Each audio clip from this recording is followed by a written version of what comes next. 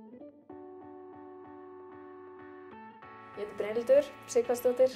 Og ég heiti Arnór Óli Ólafsson. Við kerum Nissan Leaf. Við vorum á Skoda Octavia diesel 2006. og við fórum bara að reikna saman rekstrarkostnað á Skoda Octavia og svo rekstrarkostnaðar á rafbíl. En á rafbíl er því sem næst engin viðhaldskostnaður. Þannig að dæmið bara leit þannig út að það var eiginlega ekkert vit að vera á svona Skoda þegar það var búið að reikna dæmið á rafbílum. Sérstaklega með hvað við keyrum mikið. Mér finnst betra að keyra rafbílinn heldur en bíla með sprengirhreyfli, hvort það er dísil eða bensín. Bæði bara út af þögninni, það er svona einhvern veginn meira komfort. Það er engar skiptingar, það er engin högg á leiðinni, það er bara einn gír alla leið.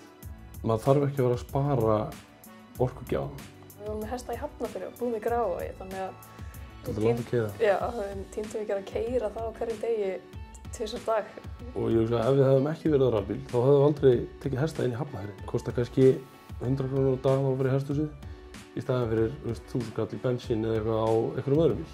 Mér finnst skemmtilega að keyra hann ekki í Ekko, af því ég er meira þar.